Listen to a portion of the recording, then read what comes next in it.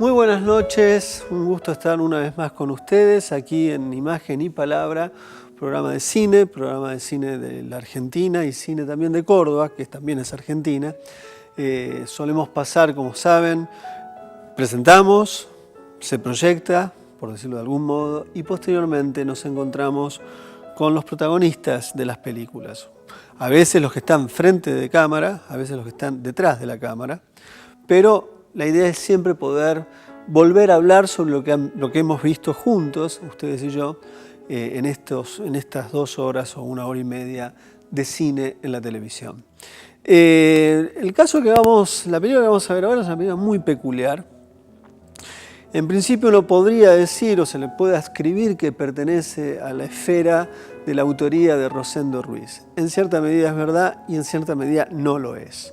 Ruiz, junto con la productora de las películas que él ha hecho, que es Inés Moyano, y un crítico de cine, que siempre lo nombramos a Ale Cosa, que no tiene nada que ver conmigo por el apellido, uno lo quiere tanto como un hermano, pues es quien escribió el famoso libro del cine cordobés contemporáneo, que es Diorama. Él es el guionista de la película, si se quiere pensar así. En realidad es una película colectiva. Es una película que nace en un taller dictado por estas 3 personas, o fundamentalmente por Ruiz y Cosa. Este trabajo colectivo dio como resultado el Deportivo, y cuando uno se encuentra con el Deportivo es una película, literalmente. No es una película solamente amateur, que se siente, no lo esconde, pero es una película consistente y en sus propios términos muy valiosa. Como lo indica el nombre, estamos en la esfera del deporte y es el Deportivo Alberdi, un club de fútbol. Es decir que inmediatamente estaríamos dentro del universo de lo que generalmente se llama el cine de las costumbres, o más precisamente el costumbrismo.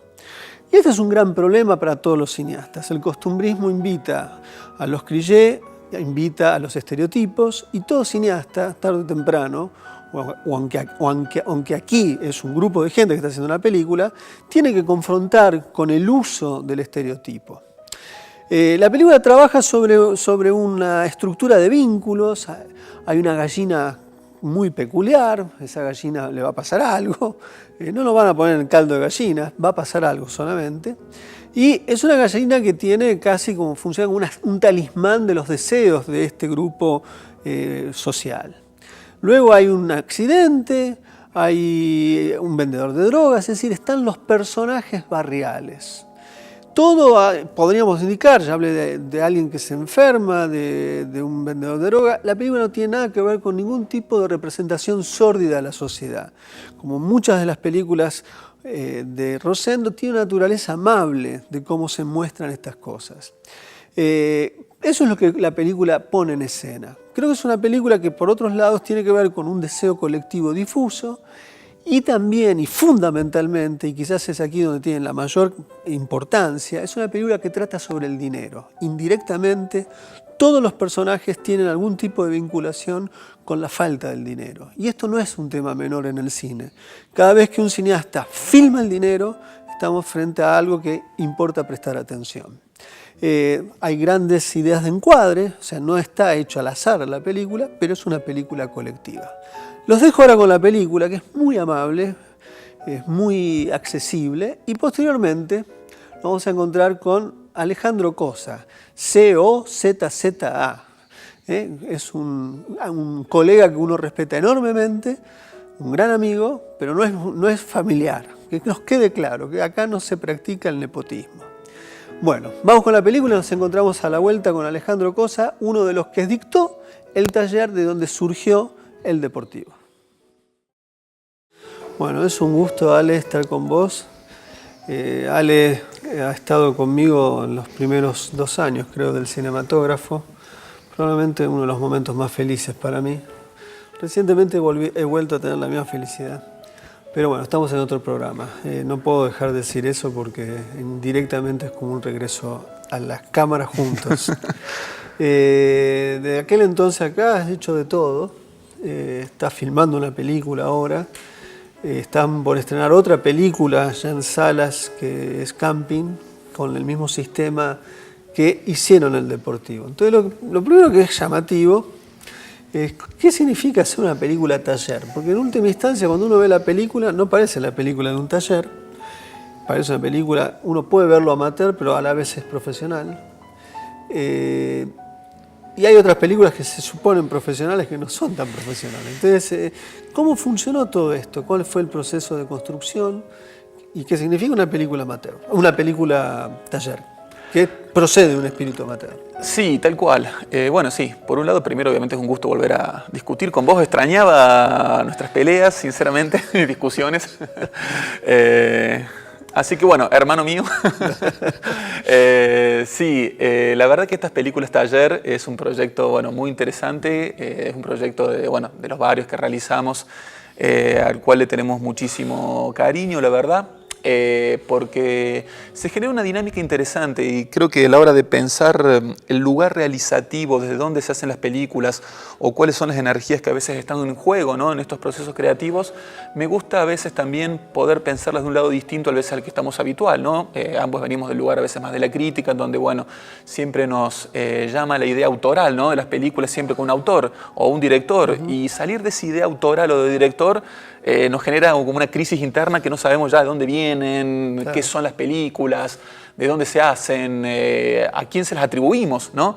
Que ese es el tema. El crítico necesita atribuirle la creación a alguien y cuando no tenés a quién atribuírsela, bueno, es como que si estuviésemos perdidos, ¿no? Claro, en realidad es como una especie de, en definitiva es como casi, en su extremo opuesto, en su sistema de producción, termina siendo lo mismo que una película industrial. Sin duda. Que es las fuerzas colectivas que llevan adelante algo. La pregunta acá es, en este taller hubo una división de tareas como en el gran cine, es decir, un encargado de guión, un encargado de esto, o fueron constituyendo el guión, el trabajo en conjunto, cambiando una rotación de tareas. Esto sería interesante. Claro, ya yendo más precisamente, digamos, no tanto a lo conceptual, sino la metodología de trabajo, sí. En los talleres, la verdad que hicimos ya 3 películas en estos formatos talleres. El Deportivo fue la primera y fue un poco para nosotros probar esta metodología. Sí, se planteaban temas entre 20 personas, que eran todos los que hacían el taller. El taller lo coordinábamos con Rosendo Ruiz y con Inés Moyano.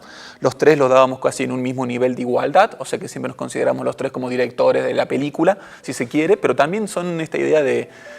yo un poco lo llevo como el productor musical, que tiene que juntar un montón de músicos y lograr que salga un disco con cierta cohesión y coherencia. Bueno, nuestro lugar a veces es más ese, ¿no? En donde sí, 20 personas de golpe empezaban a tirar ideas de guión. El guión lo escribimos entre todos. O sea que es un guión escrito prácticamente a 20 manos. En donde, bueno, sí, fuertemente hay un lugar de Rosendo y mío coordinando todas esas ideas que van surgiendo, dándole baja a algunas, articulando otras, proponiendo, obviamente, lugares para donde tenga que ir. Pero es tanta la cantidad de ideas que tiene el guión que en el Deportivo se nota mucho. Yo creo que hay un montón de líneas por debajo que no están desarrolladas, que obedecían justamente a la cantidad de líneas de ideas de guión que se iban tirando. La cantidad de autores serían ciertas. Exactamente, exactamente. Después ya no, en el proceso de rodaje ya no, ya se articula más como un rodaje común si se quiere. Ya ahí sí hay una división de tareas. Ya hay división de tareas, hay una parte de ese equipo de guionistas pasa a ser equipo de sonido, de fotografía, de arte, de producción, etc. Y nosotros con Rosendo y yo coordinamos fuertemente el equipo de dirección, o sea que muchas de las escenas ya, o las decisiones en torno a planos y actuaciones, por ahí son más personales, si se quiere, entre comillas, evidentemente. Hay un uso interesante en los espacios cerrados, ¿no? Sí. El uso de el reencuadre en el encuadre, en tanto que, digamos, hay una ventana, hay un uso de la arquitectura interna y del mobiliario que funciona como reencuadres en el registro, ¿no? Exactamente, sí, esa fue una idea totalmente consciente de parte nuestra, en donde, bueno, la intención había creo que 2, filmar los interiores justamente con esa intención, en donde las casas y las habitaciones funcionasen siempre como elementos justamente de reencuadre, donde una pared, una ventana, una puerta, y los personajes pudieran interactuar más al frente, más atrás, más adelante en eso. Eso siempre es una búsqueda que es interesante porque, bueno, le da un dinamismo al plano al mismo tiempo que articula esas relaciones en distintos planos. Claro. Y por otra parte también hay una búsqueda interesante, creo, en los espacios abiertos, ¿no? Sabíamos que era una película muy barrial, donde se tenía que filtrar muchísimo el afuera. Entonces era importante mantener siempre la acción tal vez en un solo plano, que eso aparece muchas veces en la película, un solo plano largo, claro, que eso sostenido. También remite un poco, sí, al cine de Rosendo. Sí. Sí, ¿no? sin duda, sin duda. Mira, la verdad que nosotros, como te decía antes, ya hicimos 3 películas taller. Acabamos de estrenar la segunda, que es Camping, y capaz que el año que viene estrenemos la tercera, que es Luz del Mundo.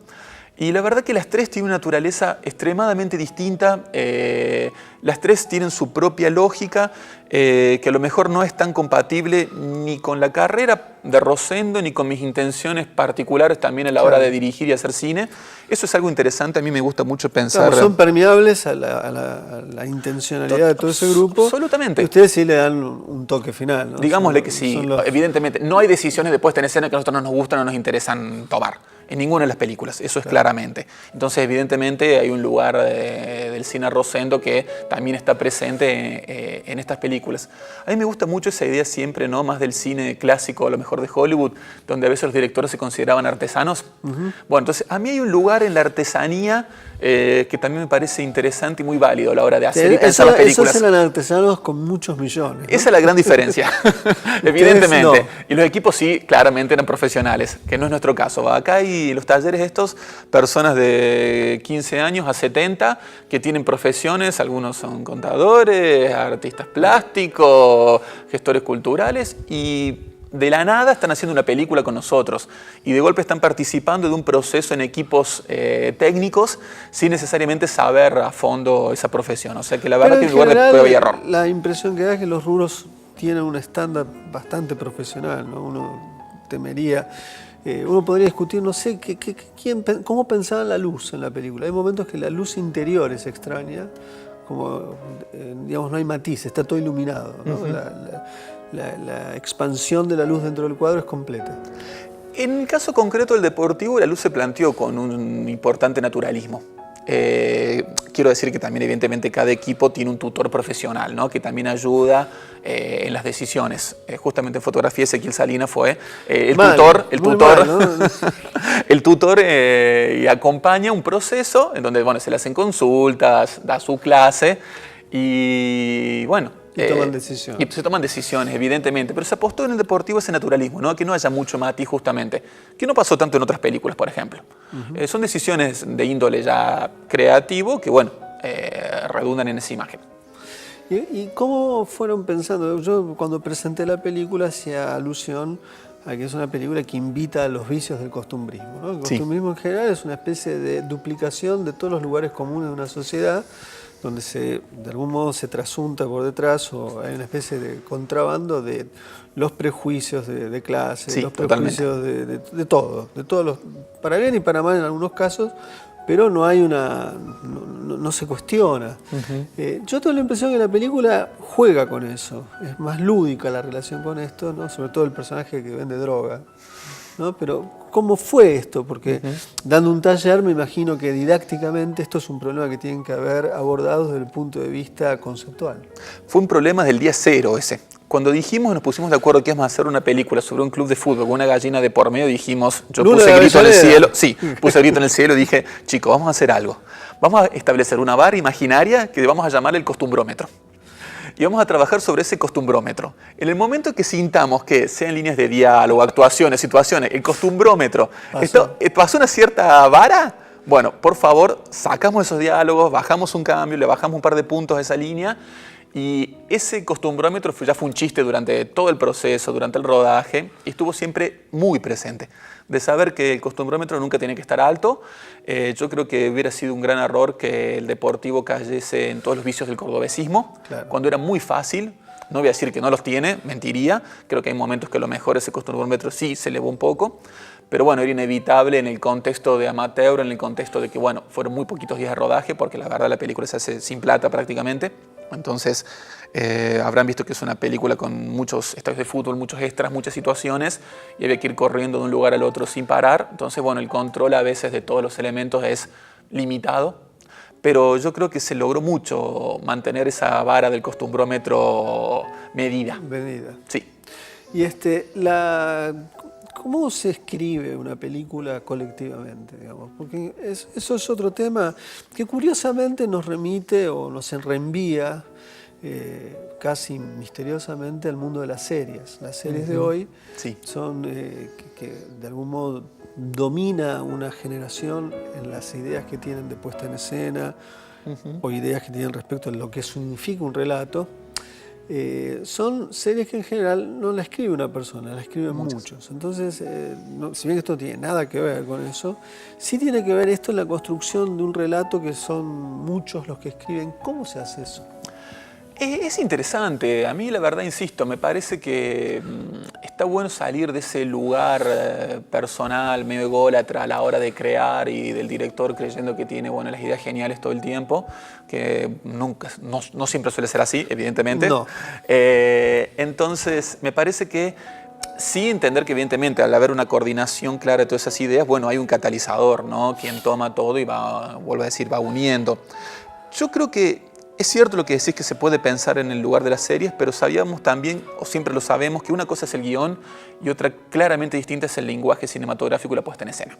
Donde ahí no tiene nada que ver con la serie. Con la serie. Pero las series en general ilustran lo que escriben. Exactamente. Ustedes no. No. En eso siempre está claro. Nosotros sabemos que la cámara es una ventana al mundo y ese mundo es el que tiene que empezar a decir cosas y a hablar. Siempre hay mucho lugar a la improvisación, evidentemente. La película, El Deportivo concretamente, tiene muchos personajes que son muy vivaces y muy frescos, a los cuales es imposible darle un guión. Y actúan y hacen, la verdad, lo que quieren, y por suerte. Y sabíamos que tiene que haber una puesta en escena que respetase eso. Entonces ahí el guión pasa a un segundo plano, ¿no? Y el guión pasa a ser solamente esos elementos que articulan las escenas. No pasa a ser la base y todo de la película un guión, sino que el guión son las líneas, que vos bien lo dijiste en un momento. La gallina era una y el dinero es el otro. Y bueno, saber que están esas líneas que articulan los elementos. Después lo que transcurre hacia adentro, y muchas escenas surgieron de una interacción prácticamente espontánea del momento. En donde Rosendo sí, por ahí es más director de actores, se encargado de darle un poco más forma, y yo por ahí encargándome de que no se nos vaya tanto de cuestiones narrativas o de guión si se quiere, ¿no? Pero es como un tire y afloje entre lo que controlas y lo que no. Y ese lugar, tanto a Rosendo como a mí, nos gusta mucho a la hora de crear. Ale, voy a aprovechar que te tengo acá. Vos has trabajado en la edición de un libro que es importante. Es importante porque es el primer libro que interviene sobre el campo de la experiencia, trata de tomar cierta distancia y pensar qué es lo que se está haciendo en la experiencia, o sea, cuáles son los condicionamientos de una experiencia que se está constituyendo. Me refiero al cine cordobés.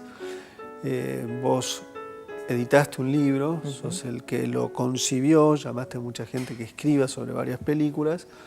Pero en definitiva, vos acá también, un poco como en la película, sí, ¿no? O sea, muchos participan, pero vos le estás dando un orden y has elegido a quiénes son los que escriban, sobre qué van a escribir. O sea, hay una cantidad de decisiones que sos vos el encargado. Ya han pasado varios años de ese libro y hubo después más películas. ¿Qué impresión tenés del cine cordobés contemporáneo? Ahora que pasó un tiempo de la edición del libro, que vos además hiciste películas, que en ese momento no estaba eso en tu universo de experiencia, y que tengo la impresión de que hay algunos indicios de que empieza a ir hacia otro nuevo lugar, ¿no? Sobre todo el caso de Las Calles, el caso de una nueva película que no se estrenó de Restrelli, que es para mí extraordinaria, que por ahora se llama Construcciones. Y el caso de La mirada escrita, que también tiene que ver con vos, porque es una persona que prácticamente vos formaste. Entonces, eso fue eso no estaba en el libro. ¿Cómo ves hoy el libro, lo que no está en el libro? Vos que te dedicaste más que nadie a darle una inscripción de palabra a la imagen que se hace en Córdoba. Es bien amplia la pregunta, creo que son muchas las respuestas. Tenemos no sé cuánto tiempo más, en la medida que la gente nos aguante. Si no nos aguanta, y bueno, quedará en el aire así solitariamente nuestras voces. Mira, yo creo que ver en la televisión gente que se trata bien y que le gusta lo que dice y lo que hace, es casi como una especie de utopía dentro de un canal. Y que no grita. Así que contame. Mirá, muchas veces he pensado también un poco, a veces incluso me planteé, ¿tiene sentido volver a escribir una segunda parte, actualizando alguna de esas ideas, actualizando algunas películas?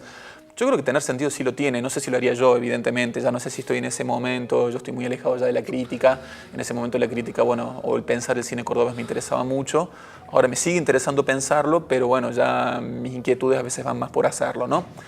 Pero en ese momento yo creo que se dio cuenta de un estado inicial que a mí me interesaba mucho, no solamente por las películas que salían, sino por cómo se estaban produciendo esas películas, que tenían cierta vinculación, creo yo, a un lugar justamente del pensamiento del visionado, de alguna unión a ciertos cineclubes, algunos espacios también de la crítica. Entendí que ahí había, salvando las enormes y gigantescas distancias, como una Nouvelle Vague local, si se quiere, insisto, salvando las millones de distancias y con todas las excepciones de rigor del caso.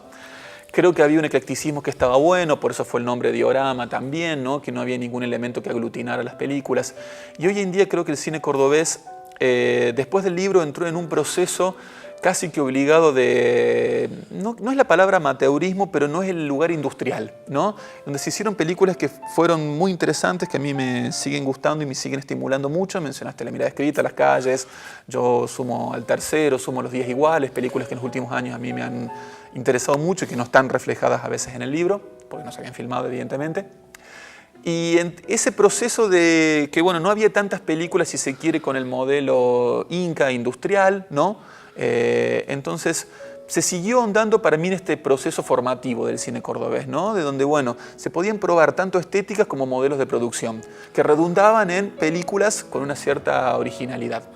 Ahora, precisamente, hoy concretamente, creo que estamos en un proceso ya nuevo, estamos para mí en una etapa casi bisagra. Yo creo que este año y las películas que se han estrenado este año ya sí se puede decir que han tenido un acabado industrial, ¿no? Ya ha sido gran mayoría de ellas hechas ya con otros fondos. Ya creo que los mismos técnicos que estaban haciendo sus primeras armas hoy ya son gente reconocida en el medio, con mucho trabajo a cuesta y muy profesionales.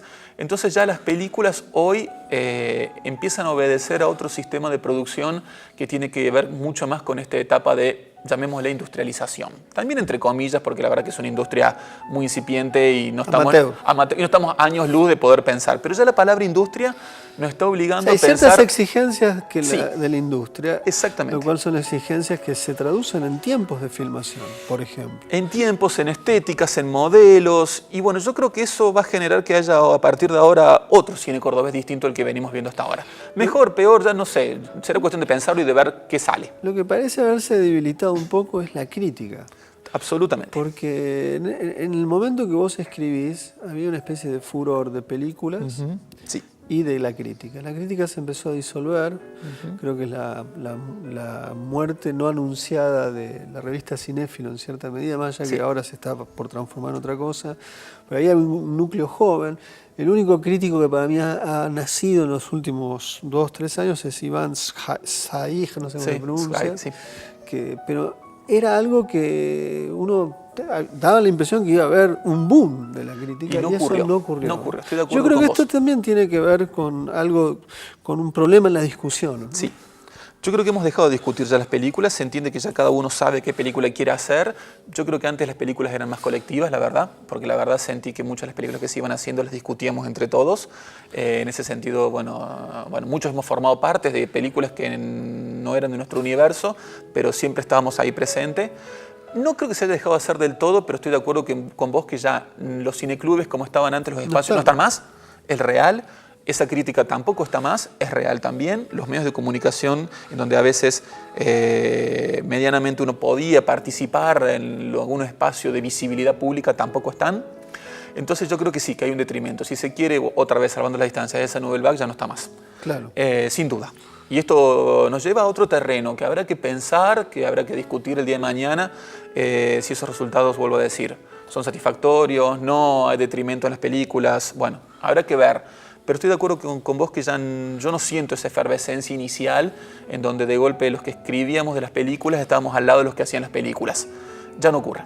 Sí, la gran novedad para mí ha sido lo de La mirada escrita, sí, que me parece una película fuera de todo lo que se ha hecho. Estoy de acuerdo. Y Las calles, ¿no?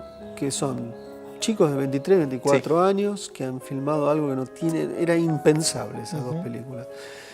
Veremos hacia dónde va. Ahora, que no esté acompañando la crítica y una generación de críticos. Nombré a este muchacho Iván porque es alguien relativamente joven. Sí, que claro. Serían todos, entonces sí, una segunda generación de gente que hace crítica, pero es uno, cuando uno esperaba 10. Yo estoy de acuerdo. Yo creo que habría que también hacer autocrítica también a la crítica, de qué lugar tomó la crítica, yo creo que en eso Cinéfilo también tiene mucha responsabilidad y siempre yo mismo los increpo a que en algún momento tengan que hacer una autocrítica fuerte de cuál ha sido su rol y su lugar, que nunca quisieron o quieran asumir del todo, o a veces sí, a veces no. Pero creo que también hay que ver eso, qué está pasando con la crítica hoy en día, ¿no?